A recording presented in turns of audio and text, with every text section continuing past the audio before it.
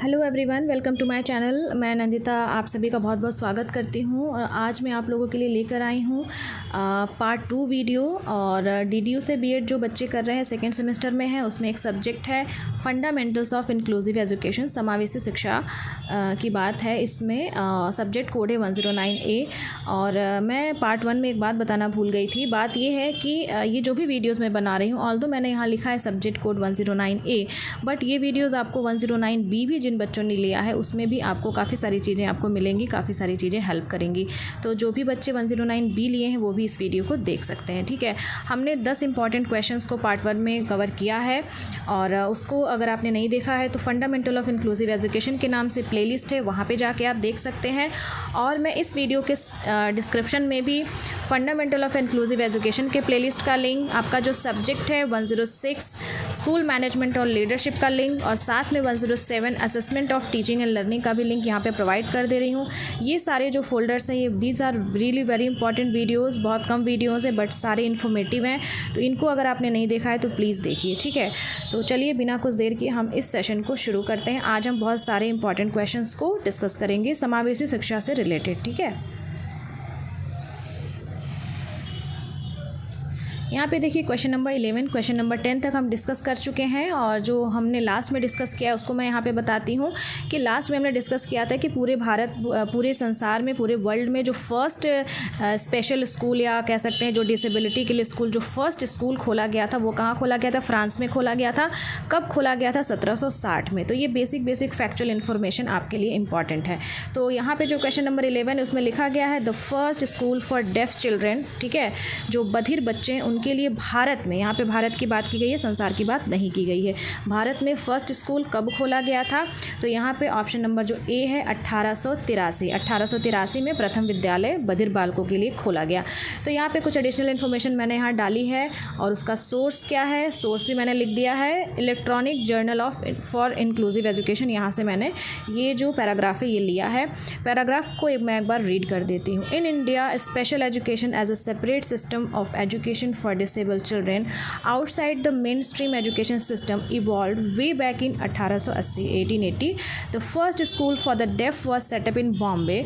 ठीक है, अब देखिए यहाँ पे काफ़ी सारी चीज़ें हैं, काफ़ी सारे क्वेश्चंस बन सकते हैं। कहाँ खोला गया फर्स्ट स्कूल? बॉम्बे में खोला गया। ठीक है, फर्स्ट स्कूल कहाँ? एक सेकेंड।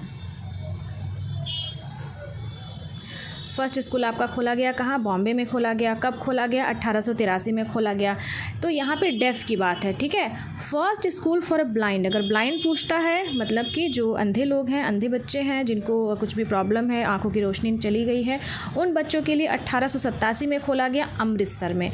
तो एक वीडियो है यहाँ पे, एक स्लाइड है, यहाँ पे काफ़ी सारी चीज़ें आपके लिए एक ही जगह पे अवेलेबल है। इसको आप अपनी कॉपी में, जैसे वीडियो देख रहे हैं, कॉपी पेन लेके वीडियो देखने की हैबिट डालिए। एक एक लाइन में वन लाइनर के फॉर्मेट में लिखते जाइए। उससे क्या होगा, बहुत आपको फ़ायदा होगा। और ऐसा एग्ज़ाम के पहले ना आपको अपना नोट्स बस रिवीजन करना होगा, कोई ज़रूरत नहीं है फिर से वीडियो देखने का, बार बार देखने का। नहीं समझ में आता है तो देख सकते हैं, लेकिन टाइम सेव करिए। सॉरी, क्वेश्चन नंबर 2 की तरफ हम आगे बढ़ते हैं। जो सेंसस 2011 है वो बहुत ज़्यादा इंपॉर्टेंट, उसका नोट्स अलग से ज़रूर बना लीजिएगा। जो सॉरी फॉर नॉइस, जनगणना जो 2011 है उसमें पूछा गया है कि परसेंटेज ऑफ डिसेबिलिटी कितना था। ठीक है, विकलांगता का कितना प्रतिशत था? तो यहाँ पे ऑप्शन नंबर जो आपका सी है 2.21 ये है। मैंने इसको चेक किया है, और चेक कैसे किया है उसका सोर्स मैंने बता दे रही हूँ। यहाँ पे सोर्स है, यहाँ पे पर्सन विद डिसेबिलिटीज़ दिव्यांगजन in India a statistical profile 2021, Google पे आप सर्च करेंगे तो आपको मिल जाएगा। ठीक है, तो गूगल पे सर्च करना भी एक आर्ट है। तो यहाँ पे जैसे यहाँ से मैंने ये लिया है। ठीक है, as per census 2011 the differently able population in India is 26.8 million. In percentage term this stands at 2.21%. There has been a marginal increase in the differently able population in India, with the figure rising from 21.9 million in 2001 to 26.8 million over the period of 10 years. मतलब 2001 में कितने disable person थे? 21.9 million थे। उसके बाद 10 साल के बाद जनगणना 2011 में 26.8 8 मिलियन हो गई इनकी पॉपुलेशन। तो परसेंटेज की बात की जाए, 2000 जनगणना 2011 में कितने प्रतिशत विकलांगता का प्रतिशत है भारत में, तो 2.21। ठीक है, बहुत मेहनत लगी है स्लाइड बनाने में आपको दिख रहा होगा। ठीक है, क्वेश्चन नंबर 13 देखते हैं। First school open for special children, disable children. I think ये रिपीट हो गया है क्वेश्चन, खैर कोई बात नहीं, रिवीजन इज़ इम्पॉर्टेंट। तो यहाँ पे फर्स्ट स्कूल जो ओपन हुआ है तो वहाँ पे कहाँ पे हुआ है, फ्रांस में हुआ है। ठीक है, कब हुआ है बहुत इंपॉर्टेंट है, तो कब के लिए मैंने यहाँ नोट में लिखा हुआ है। ये ऐसे क्यों हो जा रहा है बार बार। ठीक है, कब हुआ है आपका, एक सेकेंड, सॉरी, आपका 1760 में हुआ है, फ्रांस में हुआ है फर्स्ट स्कूल। ठीक है, तो ये ऑप्शन में यहाँ पे देखिए वर्ल्ड की बात की गई है, अमेरिका, जापान, रूस, फ्रांस, ऐसे। ठीक है, नेक्स्ट क्वेश्चन की तरफ आगे बढ़ते हैं। Question number 14, the purpose of screening and referral is, Hindi में भी वही है, स्क्रीनिंग और रेफरल का उद्देश्य क्या है। ठीक है, तो यहाँ पे हम ऑप्शन वाइज चलते हैं। To identify the difficulties of the children, definitely हम स्क्रीन करते हैं किसी प्रॉब्लम को समझने के लिए कि प्रॉब्लम है क्या। तो बच्चों को कोई कठिनाई होती है उसको समझने के लिए हम स्क्रीनिंग करते हैं। ठीक है, इनफॉर्मल असेसमेंट, अनौपचारिक मूल्यांकन। ठीक है, फॉर्मल का मतलब होता है कि बिल्कुल कोई एग्ज़ाम वगैरह के थ्रू, ऐसे इनफॉर्मल लेते हैं बिल्कुल। ठीक है, काउंसलिंग सिस्टम, परामर्श की व्यवस्था। तो यहाँ पे आपका ऑप्शन नंबर डी सही है। ठीक है, यहाँ पे मैंने कुछ एडिशनल इन्फॉर्मेशन नोट की है, मैं उसको पढ़ती हूँ फिर आपको बताती हूँ। Most public schools periodically screen large group of students typically between kindergarten through 3rd grade to identify children who may have a disability as yet and unidentified or may be at risk for school failure। तो यहाँ मतलब क्या है कि बहुत सारे public school ऐसे हैं कि जो किंडरगार्टन से 3rd तक के बच्चे हैं उनको स्क्रीन करते हैं, पता लगाते हैं कि क्या कोई डिसेबिलिटी है, क्योंकि जितनी पहले हमें डिसेबिलिटी पता चल जाए, जितनी पहले हम उसको स्क्रीनिंग कर लें, हम उस हिसाब से हम उस बच्चे की हेल्प कर सकते हैं। ठीक है, तो यहाँ पे स्क्रीनिंग का जो बहुत आसान भाषा में तात्पर्य यही है। ठीक है, In addition to systematically screening students, children with a suspected disability may also be identified through referrals by parents, teachers, or other school personnel. Typically, a child who is having academic or behavioral problems in this classroom may be referred for further testing to determine if a disability is present. तो यहाँ पे referral का मतलब है कि जैसे parents से पूछ लिया, टीचर से पूछ लिया कि भाई उसका बिहेवियर क्या है। ठीक है, कि मतलब क्या उसमें प्रॉब्लम आ रही है, जितनी जल्दी हम उसको पता लगाएंगे उसके बाद यहाँ फर्दर टेस्टिंग का भी प्रावधान है कि फर्दर टेस्ट करेंगे कि ये डिसेबिलिटी है, किस लेवल तक है। तो आसान भाषा में यही है कि डिसेबिलिटी को हमें पहचानना है, एसेस करना है। तो उसका पर्पस क्या है, काउंसलिंग के थ्रू, इनफॉर्मल अनौपचारिक मूल्यांकन के थ्रू, ये सब चीज़ें इसमें आती हैं। ठीक है, आई होप ये पॉइंट आपको क्लियर हो गया हो।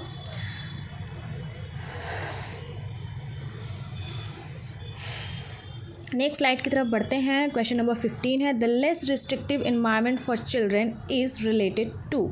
ठीक है, बालकों के लिए कम प्रतिबंधात्मक वातावरण का संबंध किससे है। ठीक है, एक सेकेंड। ठीक है, किससे है, तो यहाँ पे क्या है। ठीक है, ऑप्शंस को देखते हैं। ऐसा कि यहाँ पे ऑप्शंस तो ऑल ऑफ द अबव सही है, आपको तो दिख रहा होगा। ठीक है, तो कम प्रतिबंधात्मक वातावरण का संबंध किससे है, बालकों के अधिकारों की रक्षा से है। To protect the right of children, मतलब कम, लेस रिस्ट्रिक्टिव रखना है, मतलब कि बच्चों को फ्लेक्सिबिलिटी देना है। ठीक है, बहुत ओवर डिसिप्लिन भी नहीं करना है, बच्चों को उनकी बातें को कहना, उनकी बातों को समझना भी हमें चाहिए। तो to protect the right of children, बच्चों के भी राइट्स हैं, उनको प्रोटेक्ट करने के लिए। एजुकेशन सिस्टम ऑफ चिल्ड्रन, उसको भी सही करने के लिए। बालकों की कमजोरियों की समीक्षा, reviewing the weakness of the children. ठीक है, तो ये सब हम कब कर पाएंगे, जब जो इन्वायरमेंट होगा बच्चों के लिए वो लेस रिस्ट्रिक्टिव होगा, वो फ्लेक्सिबल होगा, उसमें हम और सारी चीज़ें हम कर पाएँ। ठीक है, नेक्स्ट क्वेश्चन की तरफ आगे बढ़ते हैं। Question number 16, how many types of disability does the America disable education act support and protect. तो यहाँ पे बेसिकली अमेरिका विकलांग शिक्षा अधिनियम की बात की गई है कि अमेरिका विकलांग शिक्षा अधिनियम में कितने प्रकार की विकलांगता से वो प्रोटेक्ट करता है। तो यहाँ पे ऑप्शन नंबर जो आपका ए है 13, वो आपका सही ऑप्शन है। ठीक है, नेक्स्ट क्वेश्चन की तरफ बढ़ते हैं।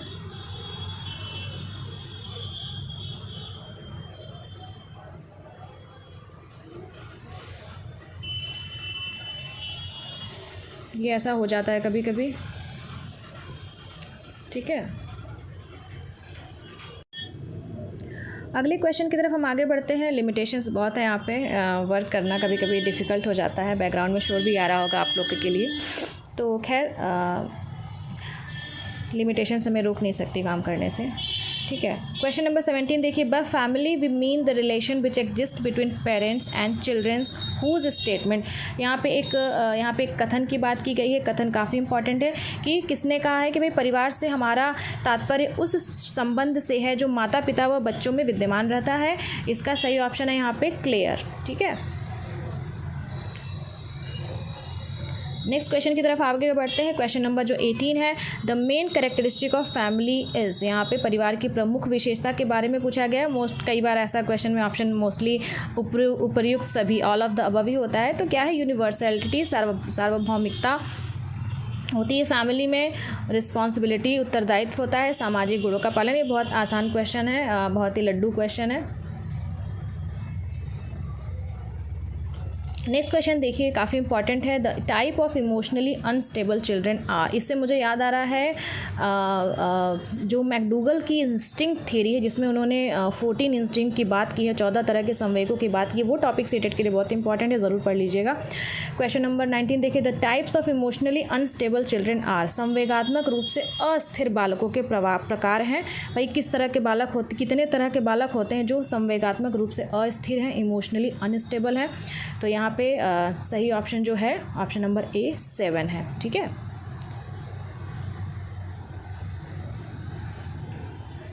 क्वेश्चन नंबर 20 देखिए, the problem of emotionally disturb children is संवेगात्मक रूप से अशांत बालकों की समस्या क्या है। तो उनको पर्सनालिटी प्रॉब्लम भी होती है, प्रॉब्लम ऑफ कंडक्ट होता है, प्रॉब्लम ऑफ इमेच्योरिटी होती है। तो यहाँ पे all of the above option आपका सही है, ठीक है। आज हम लोगों ने इस वीडियो में 10 और इम्पॉर्टेंट क्वेश्चन को डिस्कस किया जो आपका सब्जेक्ट है फंडामेंटल ऑफ इंक्लूसिव एजुकेशन। समावेशी शिक्षा काफ़ी ज़्यादा इंपॉर्टेंट है आपके, अगर 109A में है, 109B में भी है, सीटेट में भी है। तो कॉन्सेप्ट क्लैरिटी बहुत इंपॉर्टेंट है। ऑल्दो इसमें बहुत सारे फैक्चुअल क्वेश्चंस को कवर किया गया है, क्योंकि DADU B.Ed जो सेमेस्टर 2 में अगर आपका एग्ज़ाम ऑब्जेक्टिव होता है तो फैक्चुअल क्वेश्चंस देखने को ज़्यादा मिलते हैं। लेकिन फैक्चुअल क्वेश्चन के साथ साथ आपको ऐसी पढ़ाई करनी जिसमें आपका कॉन्सेप्ट मजबूत हो, क्योंकि अभी से आप इसकी हैबिट डाल देंगे ना कि कौन सा ऑप्शन सही है, कौन सा ऑप्शन गलत है, तो क्यों गलत है, इस तरह की रीजनिंग आप दिमाग में करना शुरू कर देंगे तो सीटेट आपके लिए बहुत हलवा हो जाएगा, बहुत ही आसान हो जाएगा। क्योंकि सीटेट पूरी कॉन्सेप्ट बेस है। अगर आप फैक्चुअल पढ़ेंगे ऊपर से तो आप सीटेट बिल्कुल आपको समझ ही नहीं आएगा क्वेश्चन की पूछ क्या रहा है। कहीं नॉट लिख दिया, स्टिल आप फिगर आउट करते रह जाएंगे कि पूछ क्या रहा है। और कई बार ऑप्शंस भी ऐसे होते हैं कि बिल्कुल लगता है A भी तो चलो गलत है, C D में कौन सा सही है। कॉन्सेप्ट क्लियर रहता है तो आप ऑप्शन एलिमिनेट करके बहुत ईजिली मार्क कर सकते हैं, ठीक है। तो अगर वीडियो अच्छा लगा तो इसे लाइक, सब्सक्राइब और शेयर ज़रूर करिए। And don't forget to press the bell icon, जिससे अगले वीडियो की नोटिफिकेशन आपको मिले। और जिन लोगों ने टेलीग्राम ग्रुप नहीं ज्वाइन किया, link is in the description, ज़रूर ज्वाइन करें। और साथ में मैं अमेजन इन्फ्लुएंसर प्रोग्राम में हूँ, तो अमेजन का मेरा स्टोर है।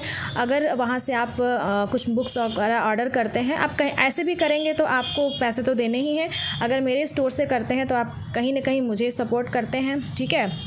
तो वहाँ से आप कर सकते हैं। अगर किसी और भी मुझे सपोर्ट करना चाहते हैं तो डाउनलोड के बगल में थैंक्स का बटन है, वहाँ पे आप मुझे सपोर्ट कर सकते हैं। इट इज़ टोटली ऑप्शनल, ठीक है, it is totally up to you. और मिलते हैं फिर नेक्स्ट वीडियो में बहुत अच्छे कंटेंट के साथ। Thank you for watching.